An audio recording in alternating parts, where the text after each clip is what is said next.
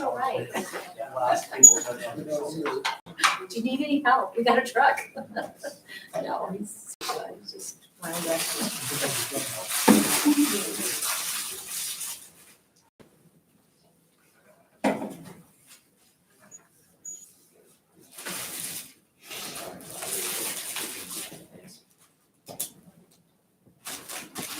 Do you know what the item number is for the item? I will find it. Thank you. It was, then I got a hold of it. Oh, no, I mean, I pulled this off. So it's in the 11th maybe? Well, this was just for introduction, so I doubt it's. Oh, okay, so yeah, we do have an item number for this.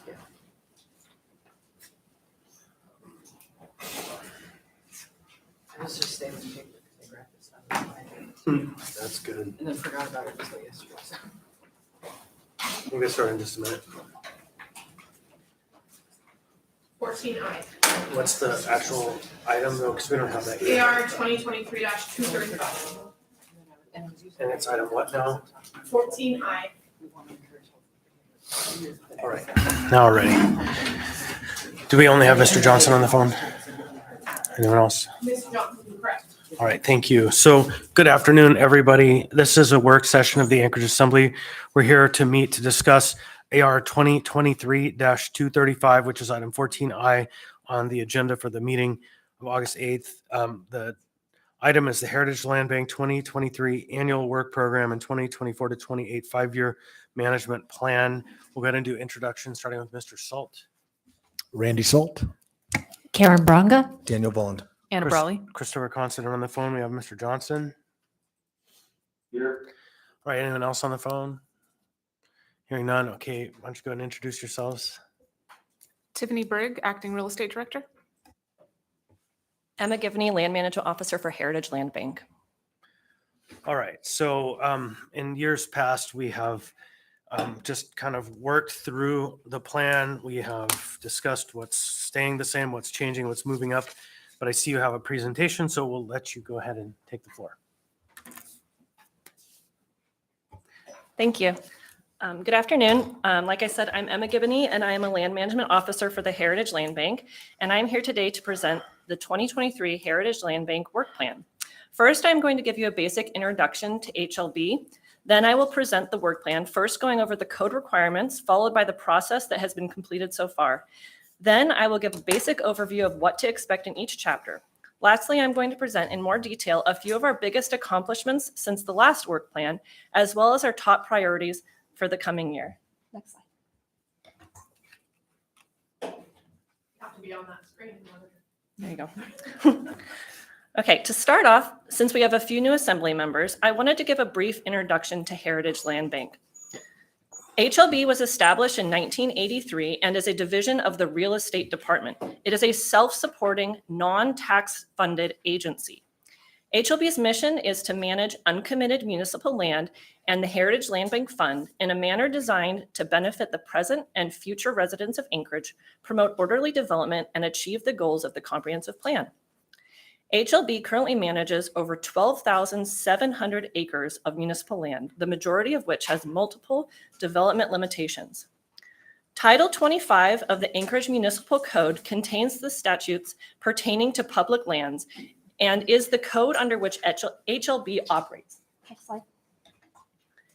Looking more specifically at AMC Section 2540.020, it states that the Heritage Land Bank Advisory Commission shall recommend and submit for assembly action a comprehensive land and fund management program, including written policies and procedures to accomplish the purpose and mission of the Heritage Land Bank.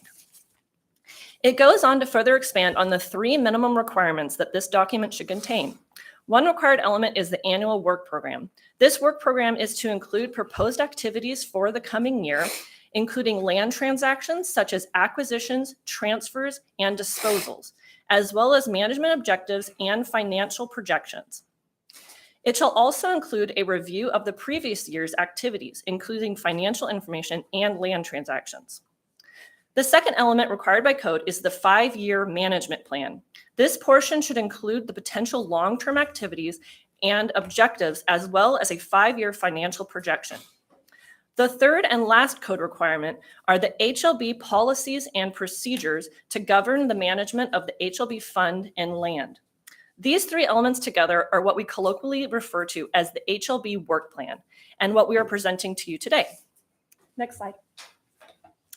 HLB began drafting the 2023 work plan in January, gathering both the accomplishments from the previous year as well as organizing potential future actions. In February, we held a work session with the HLB Advisory Commission to discuss each HLB parcel and the potential disposals, transfers, current or potential land uses. In March, we held another HLB work session to discuss the policies and procedures section of the work plan. In April, we released a public review draft for public comment, sending it to other municipal departments, community councils, and our mailing list. We also gave the 45-day public hearing notice required by code. Over the course of the 45 days, we received a total of 43 comment submissions with over 120 individual comments or suggestions from other agencies, community councils, and members of the public. HLB staff summarized, separated, or distilled comments for substance before organizing them into a table and providing a response. In June, HLB held a public hearing and unanimously passed the resolution 2023-02 recommending assembly approval of the 2023 work plan. Last month, HLB staff prepared the assembly documents and made the approved amendments to the work plan draft. We submitted it to the assembly and it was introduced at the July 27th assembly meeting. That brings us to today, to this work session. Next slide, please. I'm not sure how many of you have had a chance to go over the full document, so I am going to briefly walk you through the format of the work plan and then highlight a few of the key accomplishments from the previous year and top priorities for the coming year. Chapter 1 provides an introduction to HLB. For those new assembly members or those who just want a refresher, this is a great source of information on the history, objectives, and inventory of HLB. Chapter 2 goes through the accomplishments of 2022, including a list of resolutions approved by HLBAC, as well as a list of conservation easements that HLB manages. Chapter 3 lays out the potential projects, disposals, acquisitions, exchanges, and transfers that are anticipated in the coming year. It also includes information on the current studies, plans, and reports that involve HLB land. Chapter 4 is similar to the previous chapter, but with longer-term possibilities that are not as high of a priority. The remaining 50 pages of the work plan are appendices. This includes maps, our policies and procedures, and the HLB fund history and projection. It also includes a full list of our permits and leases from the last couple of years as of March 2023. The most lengthy appendix is the table of responses to public comments. Last is the HLB resolution recommending approval of the work plan. Next slide, please. Okay, I know I'm throwing a lot of information at you about this document, so I want to switch gears and highlight a few of our projects to tie this work plan back to the real world and the areas we live, work, and recreate in. A couple of the highlights from last year were land disposals. First, the disposal of the Girdwood Industrial Park Phase 1 lots to the current lessees, which are all small businesses in Girdwood. HLB also disposed of a building in the Mountain View neighborhood to a nonprofit organization to be used as a co-working and incubator space. Over the last year, HLB has also acquired a few parcels. One is up in Bear Valley and will potentially help increase access to Chugach State Park. The others were in the Laurel Acres subdivision in southwest Anchorage near Minnesota and 100th Avenue. These parcels were required for a future conservation easement and wetland mitigation credits. Check out pages 10 through 12 of the work plan for the rest of our 2022 achievements.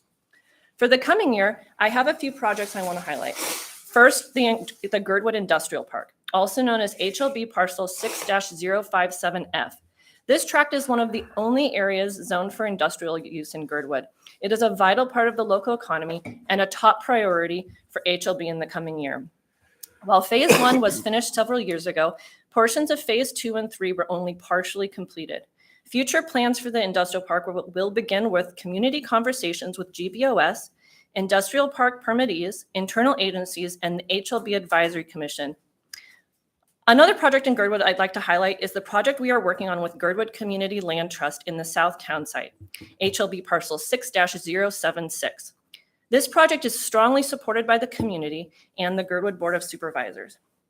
HLB and GCLT are in the process of negotiating a letter of intent that will reserve this parcel for up to 2 years so that Girdwood, GCLT, and community stakeholders may conduct feasibility studies on housing and mixed-use development. HLB has ongoing monthly meetings with GCLT. One project in Girdwood that is anticipated to be complete in the next few months is the disposal of HLB parcel 6-043 to the U.S. Forest Service. This disposal was approved by the Assembly in early 2022, and we are excited to see this transaction finally be close to complete. It has been a collaborative effort with the Forest Service with valuable intergovernmental cooperation. I would also like to highlight multiple cemetery projects across the municipality. This includes both the Girdwood and Eagle River Cemetery projects, as well as the nonprofit cemetery project proposed by Alaska Natural Burial on parcel 2-156 off of Golden View Drive in the Rabbit Creek area. These projects are all supported by their applicable community councils and the public, especially the Natural Burial Project, which had almost 20 comments of support sent to HLB during the public comment period, more than any other project. The last project I will mention is a potential trade with the state. In this exchange, HLB parcel 3-074, located on Tudor next to the Alaska State Crime Lab, would be traded for a state-owned portion of Block 102, which is located downtown between D and E streets on the north side of the park strip, just across from that old train engine and the ice rink. These are only a handful of the projects HLB is considering in the coming year. Please review pages 15 through 18 of the work plan for a full list of potential projects.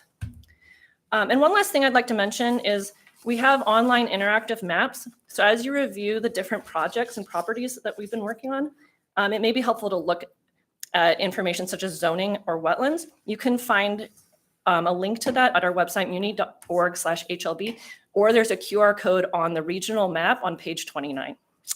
And with that, I'll hand it back over to Tiffany. Thank you. I just real quick wanted to thank HLB staff and commissioners for their commitment and acknowledge the months of effort it took to get to this document to this point before you today. Upon Assembly adoption of this plan, HLB staff will begin drafting the 2024 work plan with the goal of being back here for another work session in the first quarter of 2024. We are happy to answer any questions you may have now, as well as any that might come up as you read through the plan in the coming days. Thank you. I would note Mr. Martinez arrived just a couple minutes after we began, and first in the queue I have Mr. Salt, then Mr. Martinez. Thank you. Just questions about the Bear Valley parcel. If you're going to allow that to be Chugach State Park access, we have the CASA area bond that we're working on to help the road service areas with the issues of park access. So if we do develop that, please keep that in mind, that it should come with those issues resolved ahead of time, whether it's a paved road or some sort of maintenance option, so we don't put further burden on the road service areas that will come across. Mr. Martinez. Thank you. Thank you all for the presentation. I just had a question of, probably it's not necessarily related to the presentation today, although it flagged it for me, which is when we had at our CEDC meeting, we talked a little bit about understanding of like developmental land that's able to be developed versus land that we hold. And I'm just curious on if a land is determined difficult or not developable, what other uses do we contemplate for land that we hold, if at all? Through the chair. So mostly recreation, if there's no utilities or other infrastructure there, or it's very steeply sloped. And like I said yesterday, over half or just about half of our land is in Girdwood and doesn't have roads or utilities, and it's mostly used for recreation.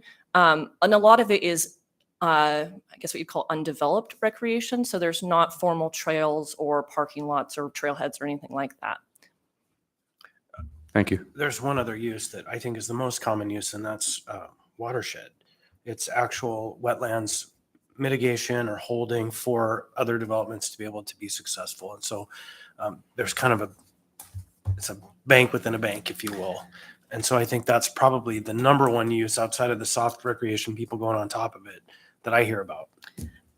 Yeah, through the chair, there's, on page 12 of the work plan, there's actually a list of our conservation easements, and we have about 160 acres currently that are held within conservation easements. And then we have several other areas that could potentially be used for that. Anyone else? Yeah, Mr. Vaughn. Thank you. So I'm excited about the Block 102 trade. Do you have any updates on that, or is there like a timeline that you envision? I know that the D Street plan is kind of underway. What are next steps on that? Next steps are, we are still communicating with the state. We are working with ACDA, or we're communicating with them to work with the state to work towards this trade with the hopes of doing a redevelopment project that meets the comprehensive plan goals. At this point, I think we're waiting to hear back from the state. We're hoping to bring it to the assembly sometime this year. We'd like to say fall, but things can sometimes drag out. But hopefully sometime this fall it'll be before the assembly. Is there a way that maybe assembly members who want to support that, is there a way for us to be supportive of that, or someone we can reach out to, or is it we at can the point find where out. we shouldn't insert ourselves in the process, or is that something that we can try to express our support for now? I guess that's my question. And you can follow me. I can with it follow up. offline. Yeah, cool. Yeah, that Thanks. sounds good.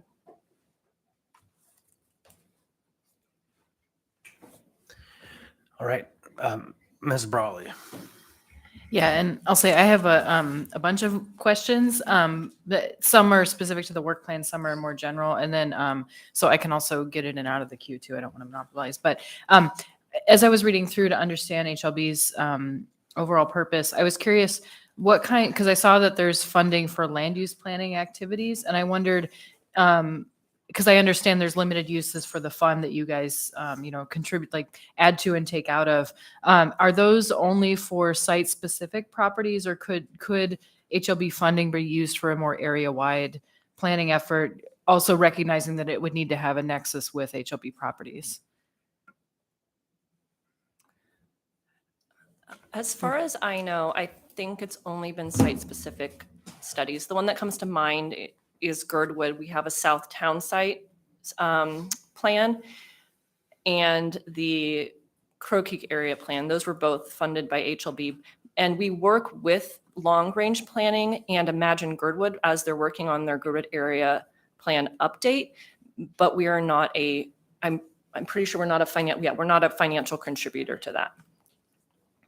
Okay, thanks. I was just wondering what's possible there. And then the other question, or one other question I had, in what circumstances does HLB acquire land? Because I understand part of the reason this entity exists is because land was granted from the state, at the creation of statehood, and that's true for, I think, every local government here. And so I just wonder, like, in addition to having acquired that, are you guys actively picking up properties? For example, is there any interaction between properties in foreclosure, or kind of how do things get added to your inventory? That's a great question. Thank you. On page 8 of the work plan, there is an overview of land acquisition. And like you mentioned, it does mention the municipal entitlement lands. So just in case others don't know about it, it was during it was in 86, there was the Municipal Land Entitlement Act. And basically the municipality became entitled to over 40,000 acres of land. We have not met that amount. I think it's even below 20,000 at this point. I don't have the exact number off the top of my head. So that is still a possibility. There's just not really a lot of state land that could be acquired at this point. Most of the acquisitions have been people who have approached us asking if it's something that we would be interested in. We don't typically contact private landowners, and except for the for Laurel Acres, which is a undeveloped subdivision. We did mail out letters to the owners there because it's valuable wetlands and we can use them for conservation easements for wetland mitigation. And then we do occasionally get land donations. We're in the process of receiving a donated parcel of 8 acres up near Bear Valley Elementary School. But yeah, that's basically what the land that's come to us in the last couple of years has been.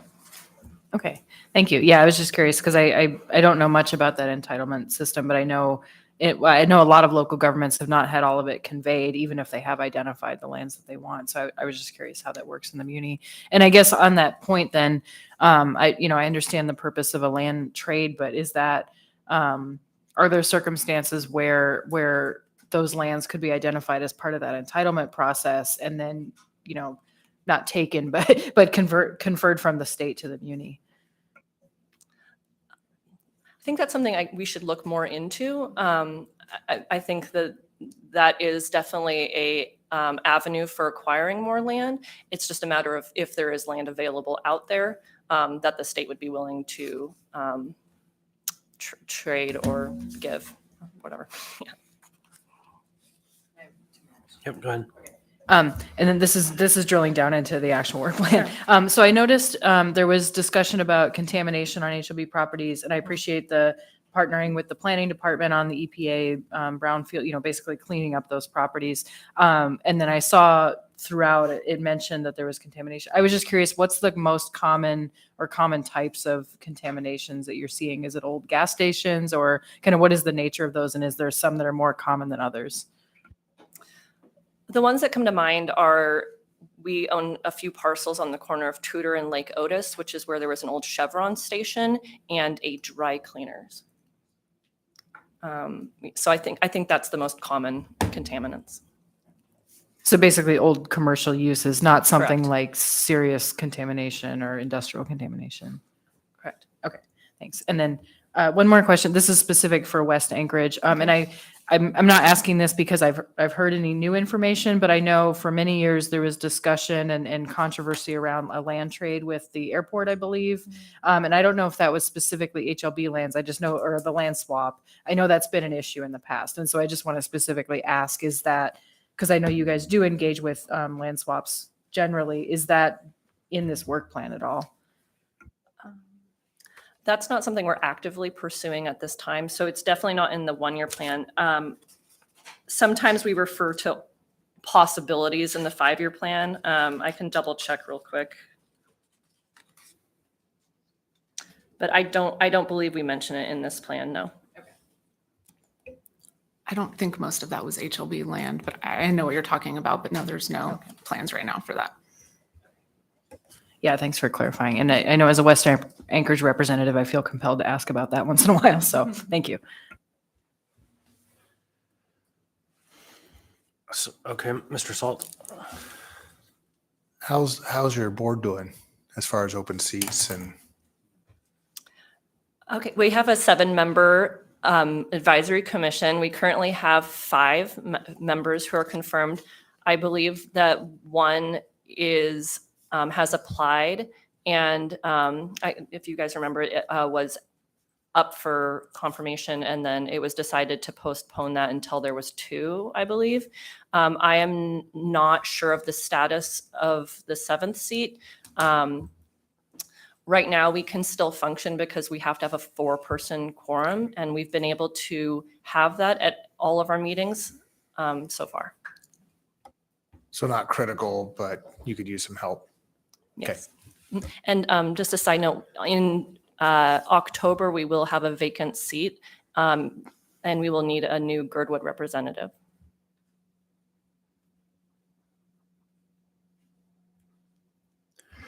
Anyone else? Lance, I have you come up for a minute. Thanks. So the Assembly appropriated a substantial amount of funds to hire a consultant to help with the development project. Can you give us an update on that? Actually, I'm gonna ask Tiffany to give you an update. All right, that's Yeah. fine. Yes. We have the draft scope of work ready to go. It took some wordsmithing to get exactly put all the words together, what we needed this person to do. So we have that draft ready to go. So we'll be working with the purchasing department to get that out in an ITB fashion. Kind of a timeline. I would say we'd reach out to purchasing next week. That's good. I think it's an important thing to get moving this year. So, okay. Anyone else? Anna, Ms. Brawley? Yeah, thank you. I know this is an ongoing discussion, but just curious your thoughts right now and maybe Lance's as well.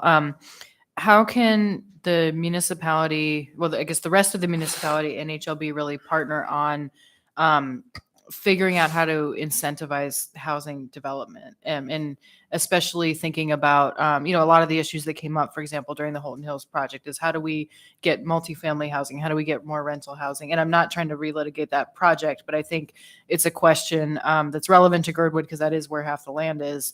But I think citywide, HLB is in a unique position being the one who manages our lands, and also knowing that part of your directive is to set aside lands or use lands for municipal purposes, so public purpose. But I think we're also seeing there is a public need for housing and there's public interest in incentivizing more housing. So I just since that hasn't come up yet, I really want to just get that on the table to think about a little more. All right. So I know you were present at that committee meeting yesterday, but one thing we've done in this last year was we did a report about development feasibility in Girdwood, looking at all 58 of our parcels. And we determined that only 11 of them were reasonably developable, meaning that they had nearby utilities and they weren't super wet or anything like that. That being said, there's still a lot more work that has to go into that with wetland delineations, replatting, rezoning, all that kind of stuff. And the money that costs, or that, yeah. We are partnering with Girdwood Community Land Trust and in communication with GBOS about different community needs. And a lot of these projects come from the community and they approach us instead of the other way around. And like GCLT, who approached us and asked about our parcel in Southtown site. I want to assert and be very plain about this. The Heritage Land Bank lands that are in Girdwood are not the possession of the people of Girdwood. They are the possession of the people of the municipality of Anchorage. And so while Girdwood feels like that land should be theirs and they should dictate the terms upon which those developments happen, I want everyone to be very clear that that is not in fact the case, that they should have a say in developments that happen in their town, but they don't control what happens across the bowl. And those are the people's lands. And so I just have to put that out there because it is often asserted, and I know you didn't mean it this way, Ms. Brawley, that half the land is Girdwood. Well, no, that's not how this is. This is a municipal asset. It belongs to the people. So anyone else want to add to the conversation about the Heritage Land Bank 5-year plan? Thank you. I don't know if the plan is actually printed in our binders because I have the electronic version. It's an important document for everybody to spend some time with. Do you have any last comments you want to make before we break, before we do the next one? I don't have any comments. I just appreciate everyone's time, and please take a look through the plan and let us know if you do have any questions. All right, thank you. Then I will just adjourn us for now, and we will be back together at 2:10. So we have another half an hour before we kick back off because this one went quicker than we had anticipated. So come on back, everyone.